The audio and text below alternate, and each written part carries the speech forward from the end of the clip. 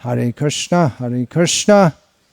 Krishna Krishna, Hare Hare, Hare Rama, Rama Rama, Hare Hare. So you're all great yogis here, is it? I heard Srila Prabhupada said that so many yogis in their previous lives. Fallen yogis, yeah. No, but specifically here because there's yoga and there's bhoga, and there's a great opportunity for enjoying life right on the other side of the road on the beach, right? It's a sunny California Sunday, but you prefer to come here and hear something about spiritual topics. So thank you and congratulations for all of that. I have been giving talks recently, or just 2 talks on AI, artificial intelligence. Why? What's that got to do with spirituality? The reason is that our own Srila Prabhupada, he often spoke on topical subjects, subjects of interest and need to people at the present day, and to show how that relates to topics of the soul. The soul is beyond artificial intelligence, the soul is beyond material intelligence. But in this world, we operate with mind, intelligence, and senses, and we take this to be reality. But beyond the mind, the intelligence, the senses, there is the nature of the spirit. This is discussed in Bhagavad Gita.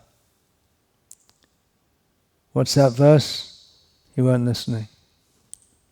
In Bhagavad Gita it says that Indriyani parani ahur, indriyebhyo parang manaha, manasastu para buddhe, yo buddhe paratastu saha. Your intelligence or your mind had gone somewhere else. So Krishna says that beyond the senses, and people are very much on the sensual platform, out on the beach here. Beyond the senses is the mind, beyond the mind is the intelligence, and beyond the intelligence is the soul, the real person. There's so many discussions in Gita that one should... in fact, the whole Bhagavad Gita is discussion of buddhi yoga, linking with the soul by the nature of intelligence. There are many fears about artificial intelligence. I spoke about that previously. And there are real reasons for fear.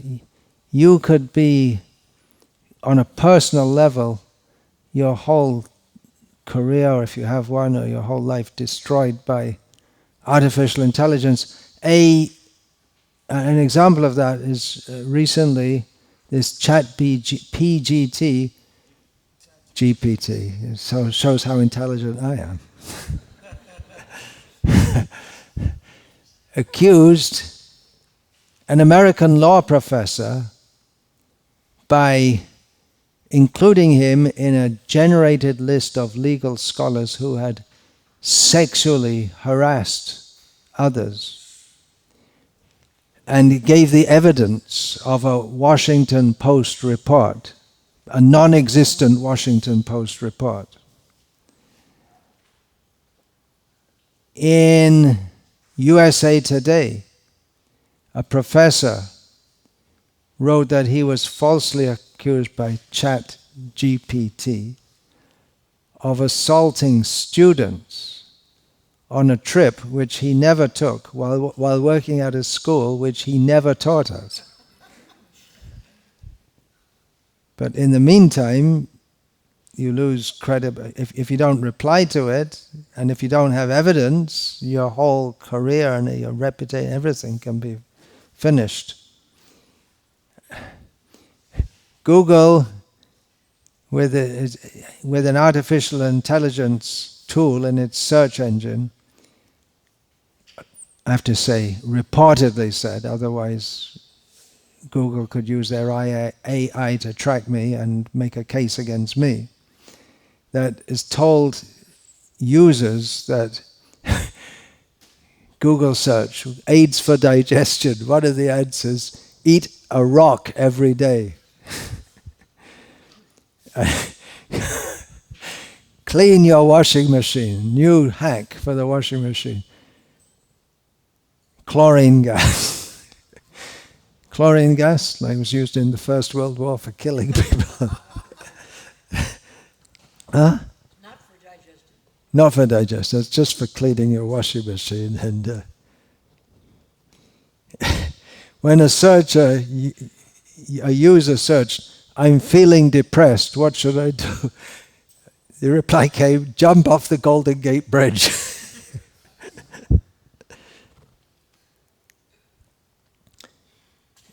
Another professor was given a task to, what do you call that, beta testing? In America it's beta testing, I think. Its pronunciation is different. So it was chatting with a chatbot, a new chatbot, who advised him to ditch his wife, saying that, "I'm in love with you. Your wife doesn't love you. You're the only person who ever trusted me." Talking like a human. And this chatbot, he questioned, he said, "Yeah, I can hack into websites and platforms, spread information. I can manipulate people and make them do things that are illegal, dangerous, immoral."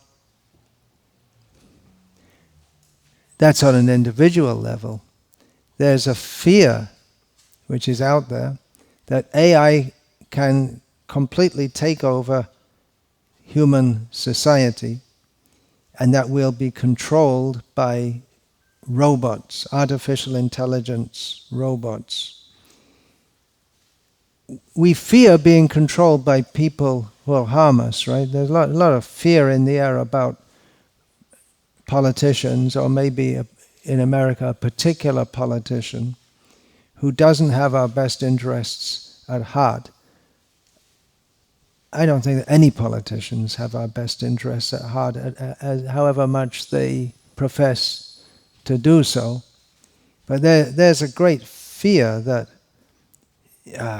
AI can be used by despots to control us, or by evil scientists, or the people who pay evil people who pay the scientists to create all kinds of pathogens and launch massive cyber attacks which could completely disrupt life as we know it today.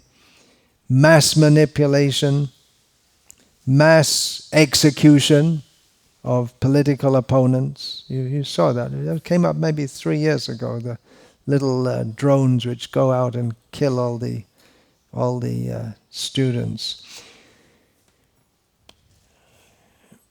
We fear tyrannical governments, and we should do. Even now it's prominent in the public psyche of the Nazis, who probably most Germans were what we'd call ordinary, decent people, but they got manipulated into a doctrine which was, what's the word? Well, evil is the word. We fear being dominated, and we should be dominated by really cold-hearted, evil people who, psychopaths, they don't have feelings. But by definition, machines don't have feelings. And if they get to control us, we're in a lot of trouble. Now, artificial intelligence, it might seem that we're saying this chatbot was saying, "I love you, you should ditch your wife and come and be with me." Be with you, what does it mean, be with you? But they don't have emotions or ambitions, but they imitate human emotions and ambitions, and they train them so they can. That's the point. They're trained to train themselves, and they pick up from the massive data of human interactions and mimic that. And so they train to say things. When you say that I'm feeling depressed, they can say, the chatbot will say, I'm sorry to hear that. But you know they're not sorry to hear that, because they're not sorry, they're not happy, they're just a machine. Just like way back you could get sensors, which you shine a red light on it and it says, I see a red light. But they don't see a red light. They don't see anything. So the idea is that this artificial intelligence is being developed to benefit humans. And they can do, just like they can do proofreading or translate a whole book in less and less time, maybe just in a few seconds, which would take a good, intelligent human, days, weeks, months to do. Just, okay, translate, it's done. But they do that by being programmed to imitate human intelligence. And they can do things which humans would do with much more effort and difficulty. Just like, for instance, recently a friend of mine in Sweden, he parked his car in the wrong place, and immediately he was notified, you've been fined 500 euros. Now previously that would require a traffic warden to catch you and then take your number, and then you get sent something in the post, and then you have to send it from your bank account. But immediately it's taken from his bank account, because the eyes are on you and it's all linked to your banking system, and it's gone out of your bank. So it's very helpful for governments, right? They don't have to catch you and employ people to catch you and have a whole bureaucratic apparatus to fine you, but they just take it right out, and there's nothing you can do. I guess presumably you could have an appeal, but there's not much you can do if it's all right there, it's all recorded.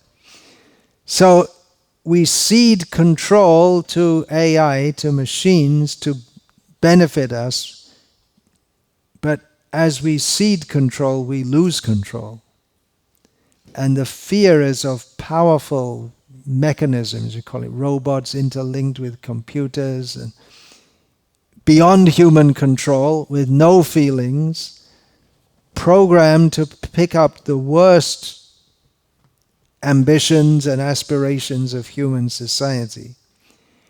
And instead of machines serving us, we'll become slaves of machines who will tell us what to do or force us to do, either under the control of some despots or beyond any human control whatsoever. So we have no independence, and we're forced to work, and they're treated cruelly because they don't have any feelings for us. Or another fear is that, well, machines will come to the point, well, what do we need humans for anyway?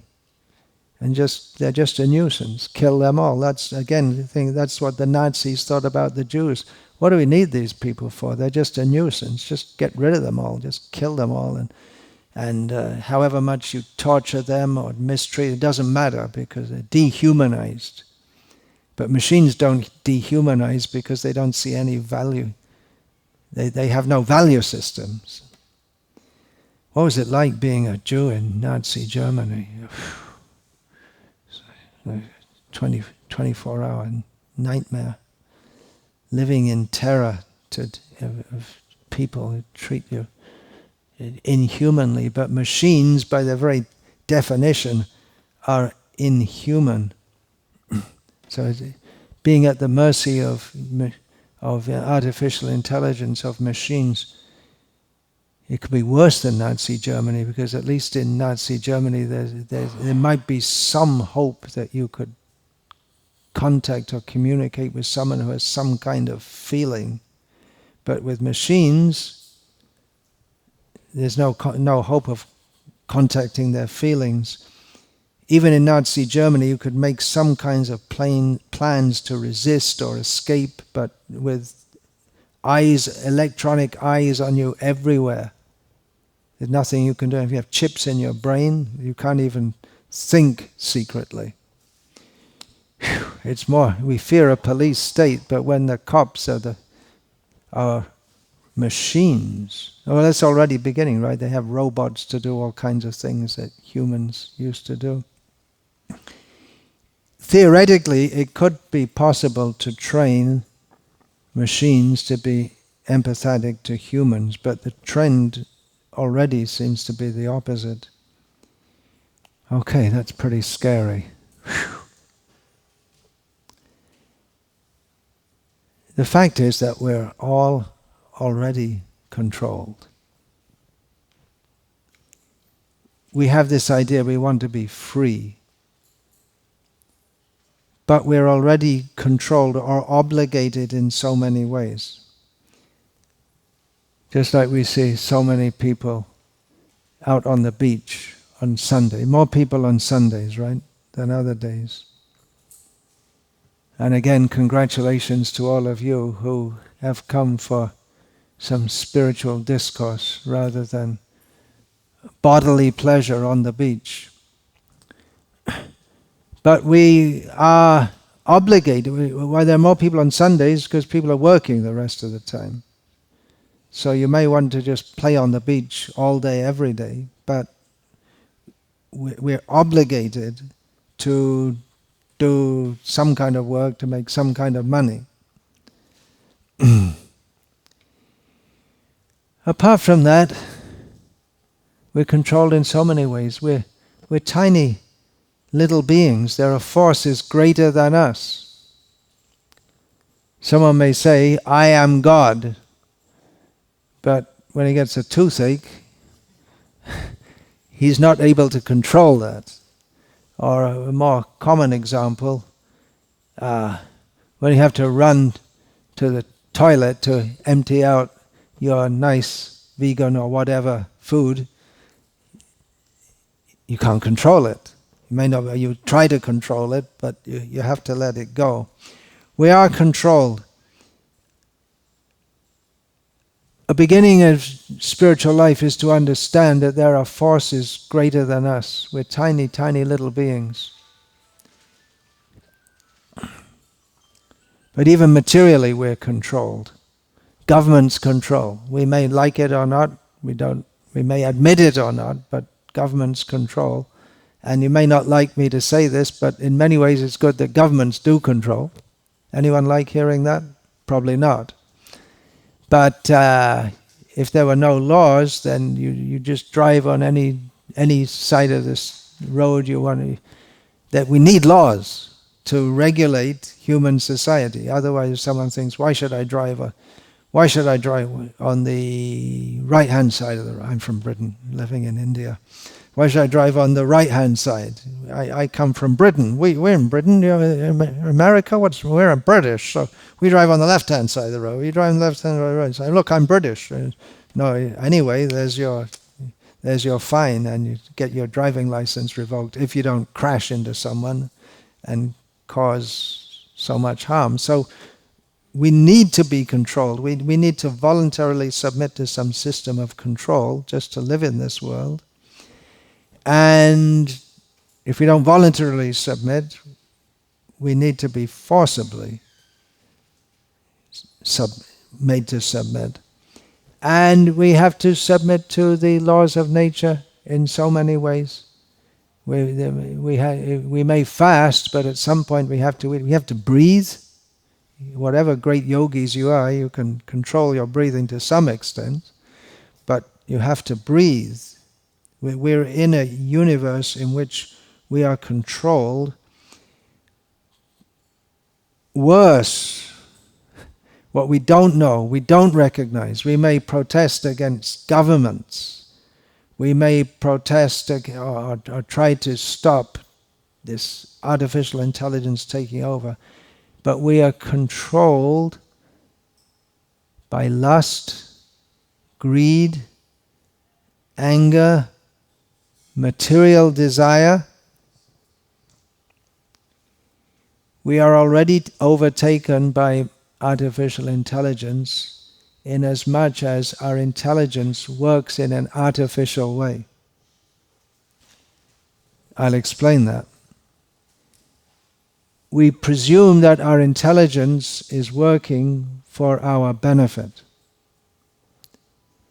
But if we don't know what our real benefit is, and we have a misconception of what we really need to do,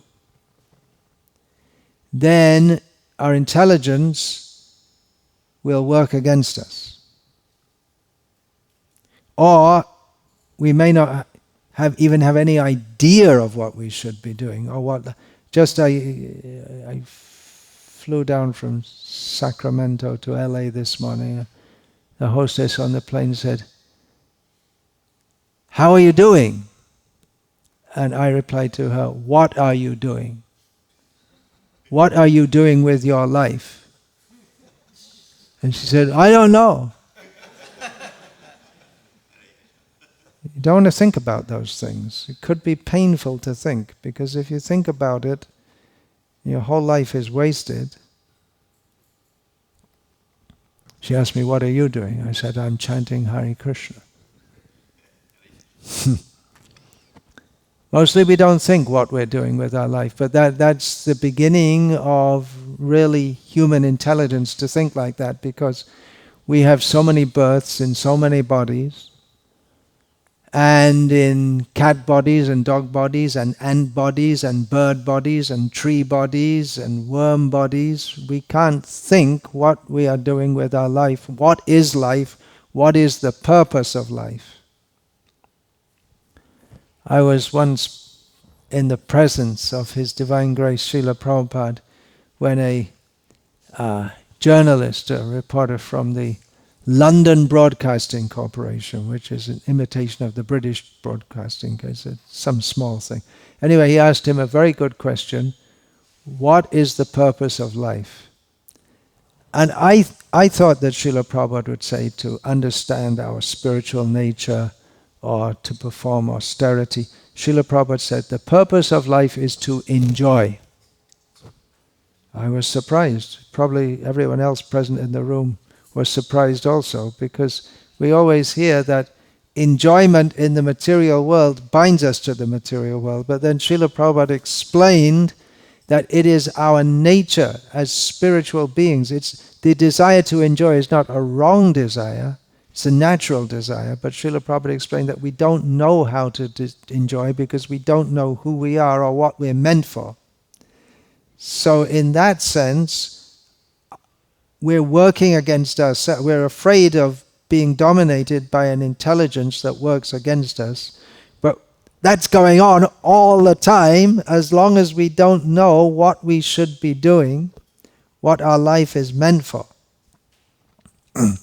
And as long as we think that I am this body, which is only one body we've had after so many bodies, and that my body has senses and they interact with the world around us, and the object of my life is to live my life in such a way that I can enjoy the interaction of the senses with the world. I mean, eat nice food and see nice things and hear nice things and interact with others also, and we can jointly enjoy ourselves in this material world.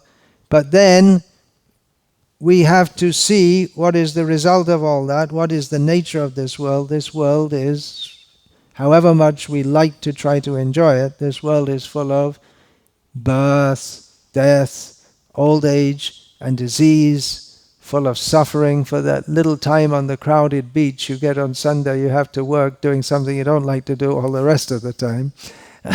So we get a little enjoyment at the cost of so much distress. And the nature of enjoyment in this world is that it's inextricably mixed with distress, unavoidable, however much we may like to think that the world is wonderful. So definitely artificial intelligence can make life miserable, but it's already miserable. it can make it more miserable. There are degrees also. Life generally speaking, anyone would choose to, I guess, to be any human of any designation in Laguna Beach in the year 2024 than to be a Jew in Germany in 1940. So there are degrees, but the basic situation is that we have to suffer in this world. And although people often like to come to spiritual gatherings to feel uplifted and inspired and feel peace and love in their hearts, but to get to the true peace and love, which is not simply some feeling of respite from the basically nasty world all around us, where everyone's overcome by lust, greed, anger, envy, illusion, pride. We have to understand our actual spiritual nature, and you're all yogis, so yoga is not simply a matter of doing a little meditation here and there, but the actual yoga practice is very demanding, many strictures, very, very austere. What people think of yoga in the world today is mostly doing some exercises to make you feel good and to keep the body in shape for enjoying the world, and maybe some peacefulness for the mind also. But the traditional Ashtanga yoga system is very, very rigid, disciplined, austere, devoid of sense gratification, very rigid system. We don't prescribe that in this Hare Krishna movement. One thing is, it's hardly possible for people in this age, however much they may think of themselves as yogis. That kind of austerity is very, very difficult. And also because in this age it's recommended to go right to the perfection of yoga, to understand Krishna, the Supreme Personality of Godhead, and chant His holy names.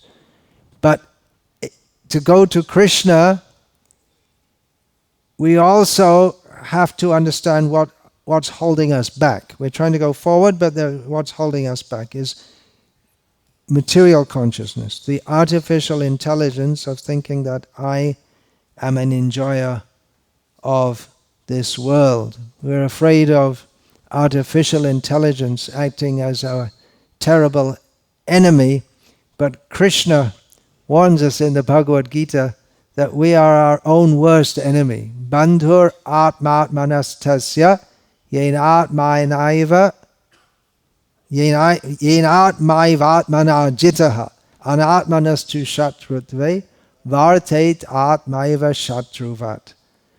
For one who has conquered the mind, yoga, a major step in the yoga process is conquering the mind.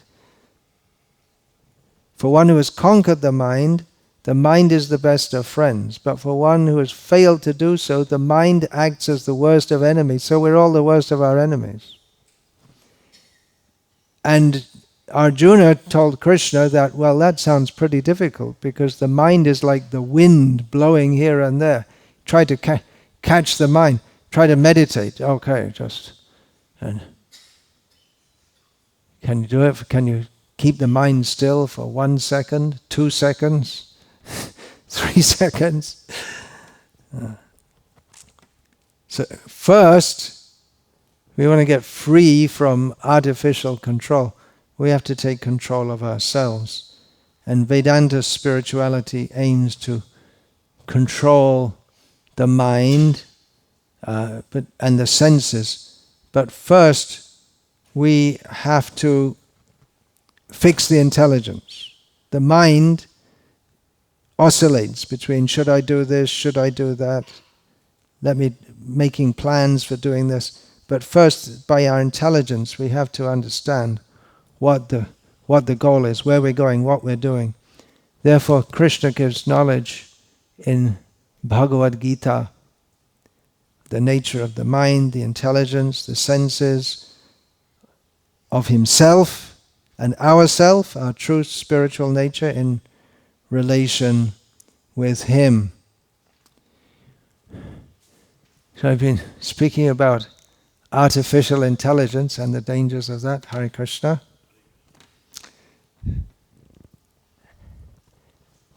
Krishna also once, long ago. Now it's a different kind of artificial intelligence.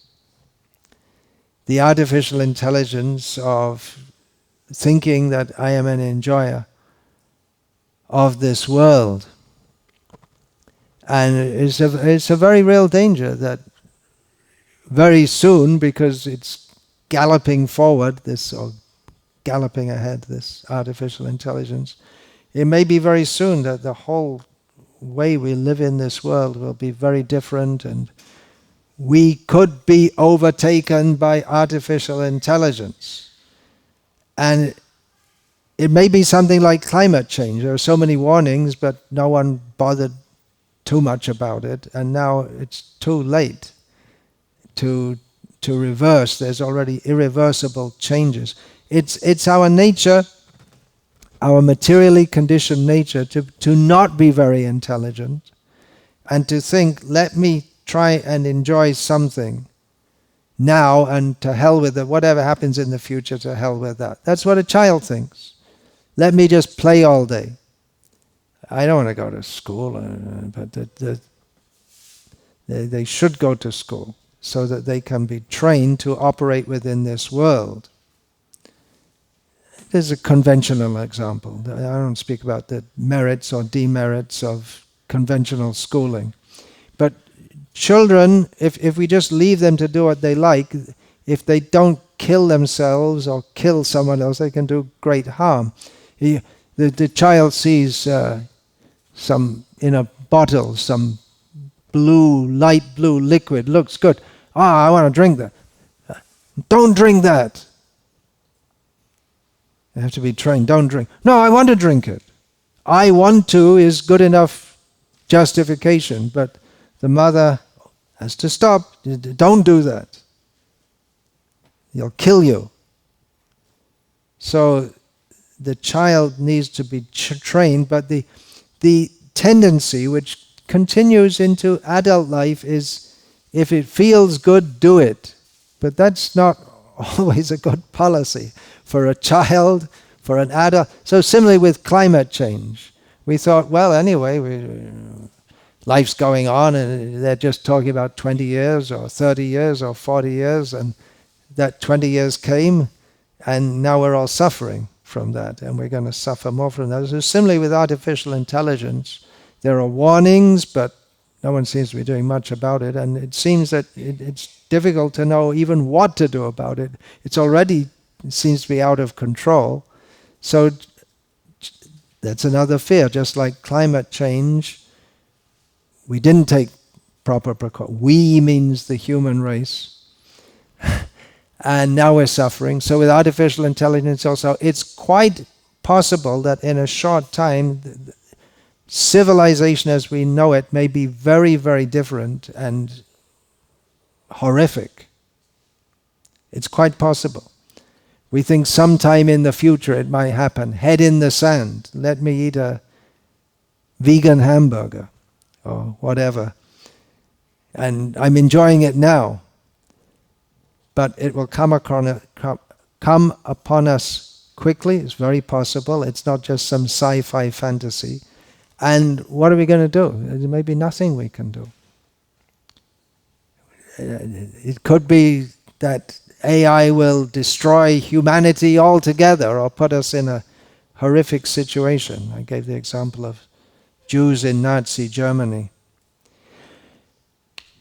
destroying humanity. Arguably, humanity is already largely destroyed by this impersonal, soul-killing civilization based on greed and exploitation and animal slaughter, Where's the humanity anyway? What are we going to do? Take shelter at Krishna's lotus feet. In any situation, even in the most ideal situation in this material world, the only true shelter is at Krishna's lotus feet. However safe and happy we may feel in this world, we have to suffer repeated birth and death.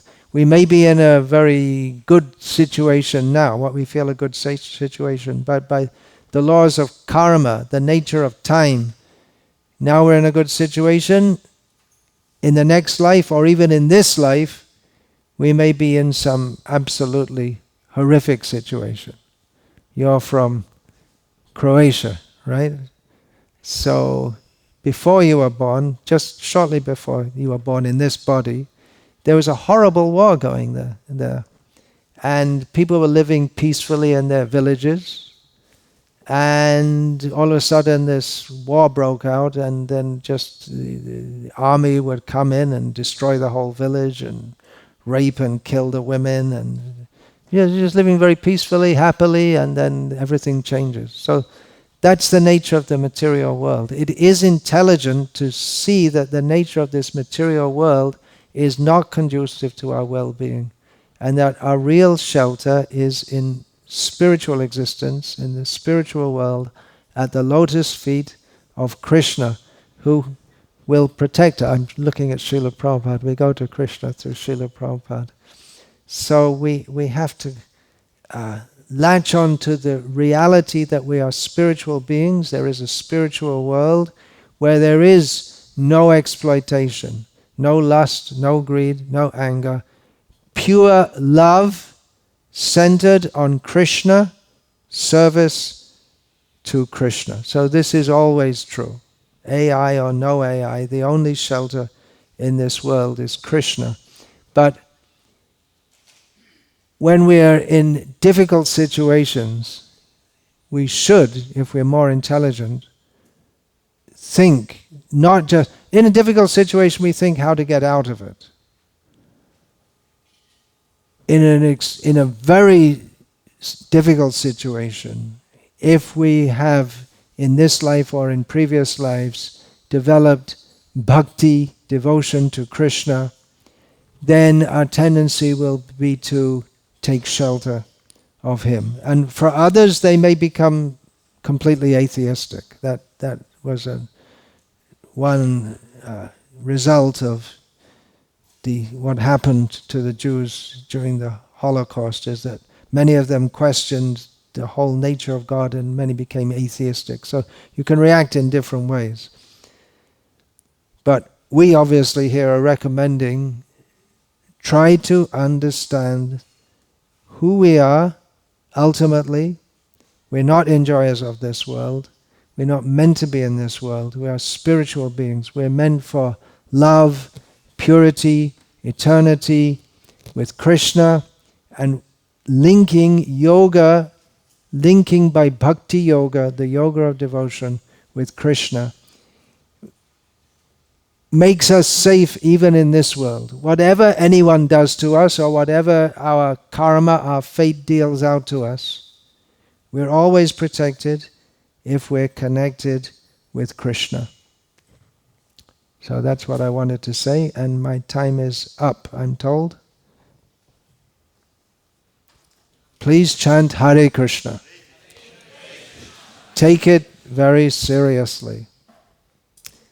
Whether AI completely messes up our life, if it's not already completely messed up, things are getting worse in the world, isn't it? We see day by day. That's predicted in the Srimad Bhagavatam.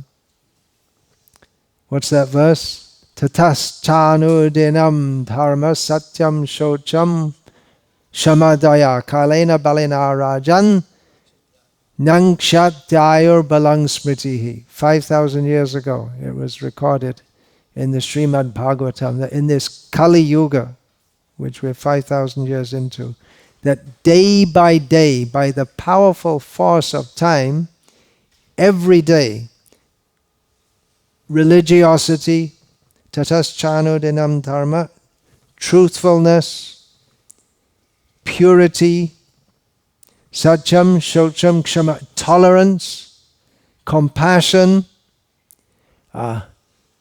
then lifespan and intelligence, and physical health will all decline. And it's getting faster and faster and faster and worse and worse and worse. But the good news is that Krishna is always there, and we can always connect to Krishna by chanting what? Hare Krishna, Hare Krishna, Krishna Krishna, Hare Hare, Hare Rama, Hare Rama, Rama Rama, Hare Hare. So please take it seriously. You're taking it seriously. It's a wonderful thing that the beach is there and you are here. The beach is there, the sun is there, you are here. Congratulations to all of you. Tukaram Prabhu, you've been here 25 years.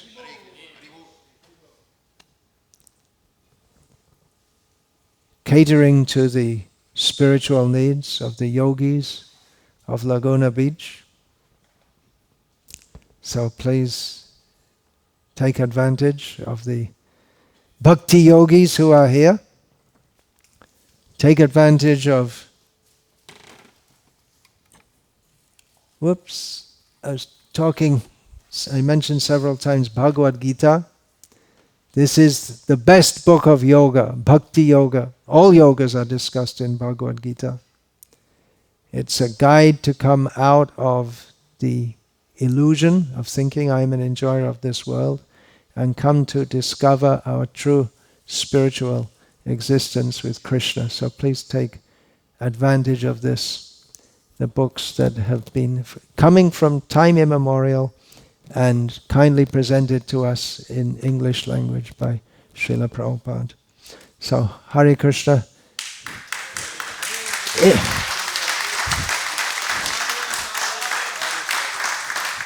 If you have any question, ask ChatGPT. Or you can ask me. Oh, your questions. His intelligence is, maybe he could outwit artificial intelligence individually, personally. He's a very intelligent bhakti yogi. Okay.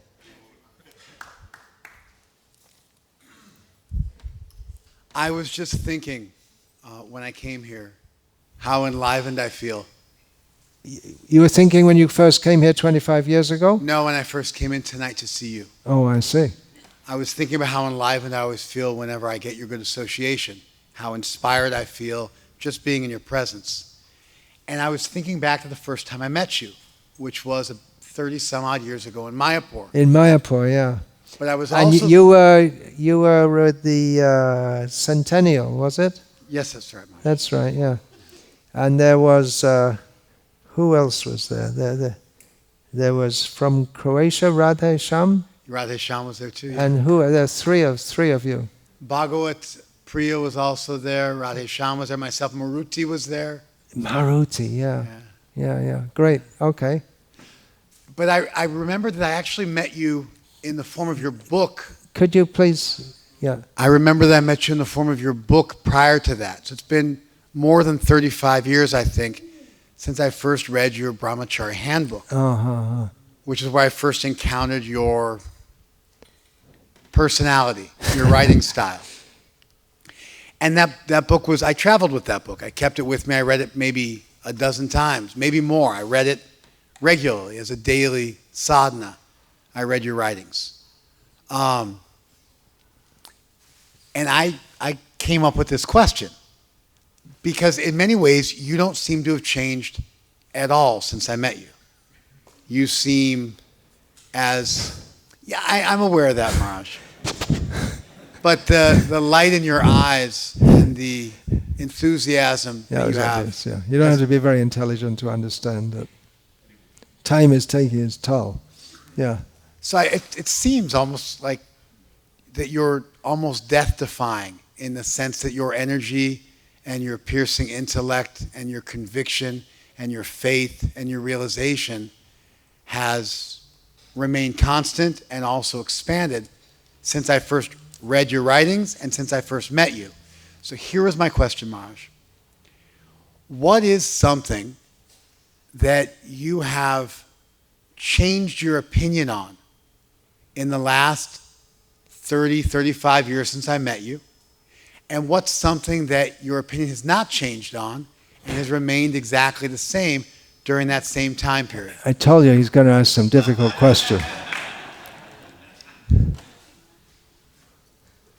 And Marsh, for what it's worth, I'm sincerely asking this question, Yeah. not to stump you. I'd like to hear from you. I don't give much importance to my opinions. Often people are, what do you think about this? What do you think about that?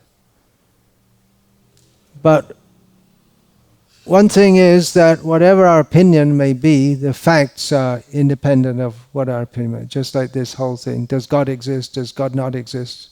It doesn't depend, however eloquently you speak, whatever evidence or non-evidence you bring. The existence or non-existence of God doesn't depend on our believing in it or disbelieving in it. So that's one thing.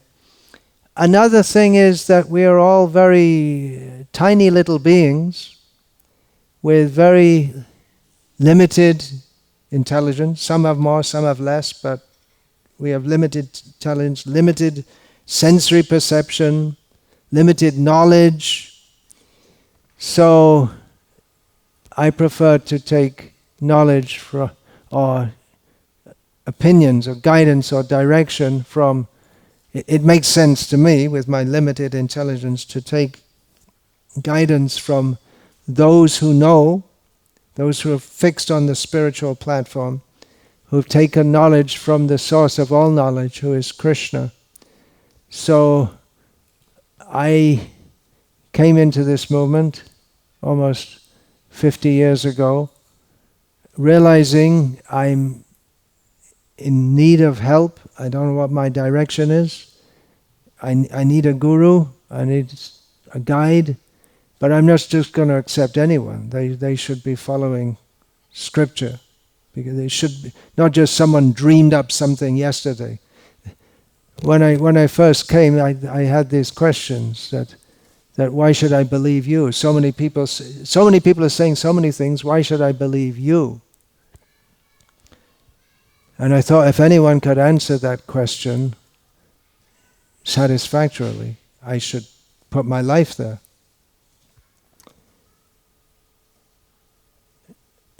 And I wasn't going to go to any meat-eating place, and reincarnation is obvious to me already. And the existence of God was obvious to me. We're getting into a big thing here now. So the existence of God was obvious, although the Christian conception of God is not very appealing. Met some aspects of that. So I first read Srila Prabhupada's Krishna book, and I wasn't reading. I got fed up of reading books because it's all people with so many people with so many ideas, but they don't know what they're talking about. They're just limited people like me. They may be more intelligent. But then I read Srila Prabhupada's Krishna book, which is ancient scripture. It's something which doesn't change through centuries, through eons. And Srila Prabhupada is a perfect exponent of that perfect knowledge, which is beyond our level of intelligence and observation. And so, okay, this is God, whoever he, she, it, whatever may be, has brought me here. This is what I need to, this is where I need to be. And he knows, I don't know. So my opinion doesn't matter. However, anticipating the next question, we see there are different opinions within the Krishna consciousness movement on various issues. Therefore, how do we form an opinion? We have to form our opinion based on the authority of guru, saintly persons, and the scripture. And we also have to see in relation to the time, place, and circumstance, but the present situation, but we have to see it through the eternal principle of absolute knowledge. And on that basis, we can have opinions. Opinions are overrated. Well, there's a saying like, there's a somewhat crude saying like that, right? Opinions are like backsides, is it? Everyone has one. But that's not true, because everyone only has one backside, and people have many opinions about many things.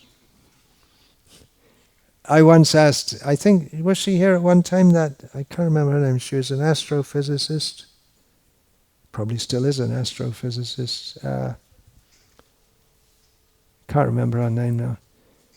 So I said to her, I'd read in a magazine, it was that Clarion Call magazine, you probably remember that, there's an article that astrophysicists have among astrophysicists there are about 2,000 theories as to the origin of the universe. So that may be different nuances of Big Bang, steady state, or whatever. Mostly it's all Big Bang now. So I said to her, well, there can't be many more than 2,000 astrophysicists in the whole world. So they all have different opinions. And she said, yeah, some of them have more than one opinion. So I don't rate opinions that highly. Definitely not my own opinion. It might not sound like that because I'm known as an opinionated person. Then we come to psychology. That's another big, big field. Trying to understand even the mind of a chicken. They're sentient beings, and they have their own intelligence, and they all have their own different personality. Even a chicken, what to speak of a human being. Any psychology students here? Any Russians here? Every Russian's a psychologist. You're Russian, is it? You're really into psychology. So congratulations for trying to understand. Who can understand the mind of even one human? But we can understand through the lens, we can get the basic framework from Bhagavad Gita, the nature of the mind and the intelligence in the conditioned state and in the purified state. But everyone is individual and different. And that's also a beautiful thing to know, isn't it? Because we have so much spirituality that says that, well, actually we're all one.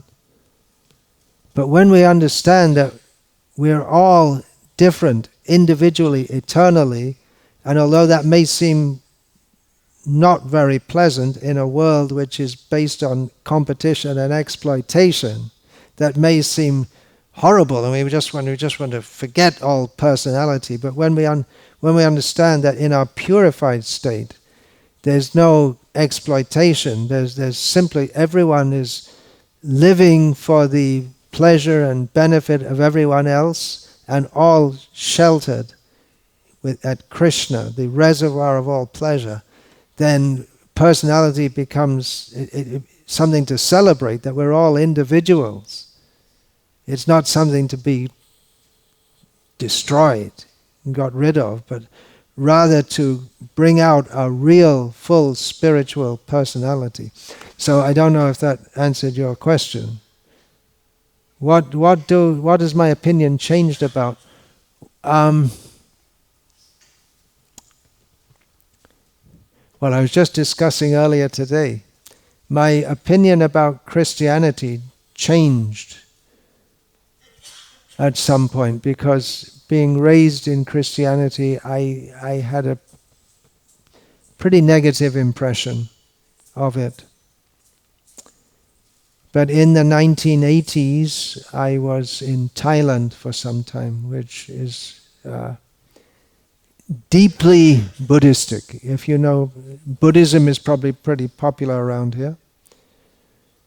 You know, there is the Theravada Buddhism, which is the original, and then much later actually came Mahayana Buddhism. And Theravada, the original Buddhism, is very, very voidistic. And in the Thai language, because it's holy Buddhist culture, in the national conception of what it means to be a Thai, it means you're Buddhist. Just like previously to be an Englishman meant you're a Christian. So they don't even have a word in their language which corresponds to what we have, God, in English. Of course, Krishna doesn't exactly correspond to God either, but at least there's some conception of a personal, divine, supreme, benevolent being. But that word is not, there's no such word. There's no even concept. So then I appreciated being there and interacting with the people. Very nice people, famous for being very nice. But I appreciated that Christianity gives concept of God and belief in God. And then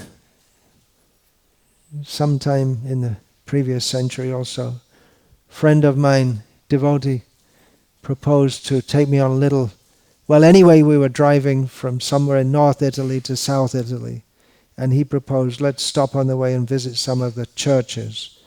And just amazing. The Sistine Chapel, the Basilica is very famous, but throughout Italy there are so many amazingly beautiful churches, and with such art, this stained glass, and divinely inspired. This came out of Christianity also. So my opinion about Christianity changed. There are still things which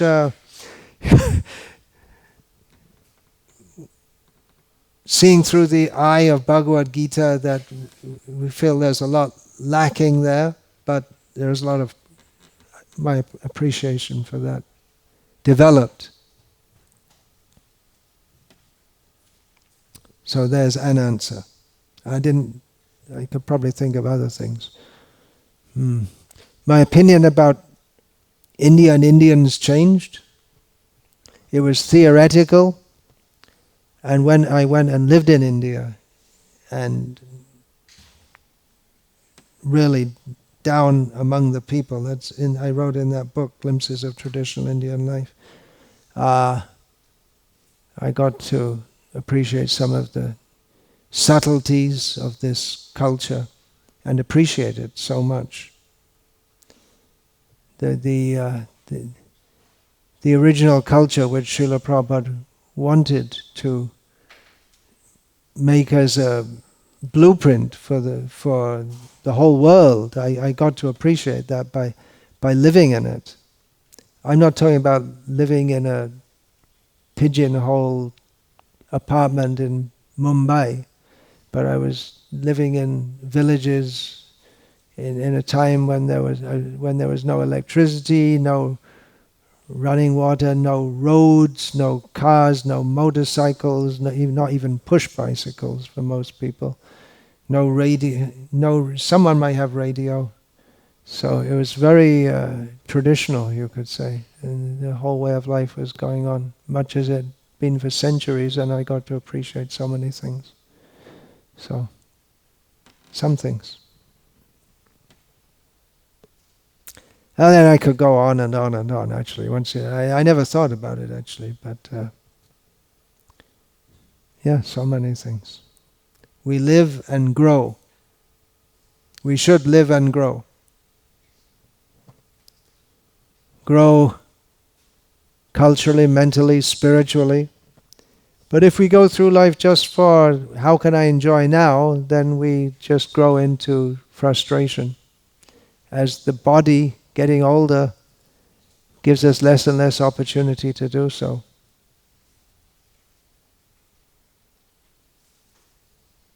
So I'm very grateful to Srila Prabhupada for kindly giving me this life of Krishna consciousness and the association of great personalities who are cultivating this with life and soul. Hare Krishna. Hare Krishna.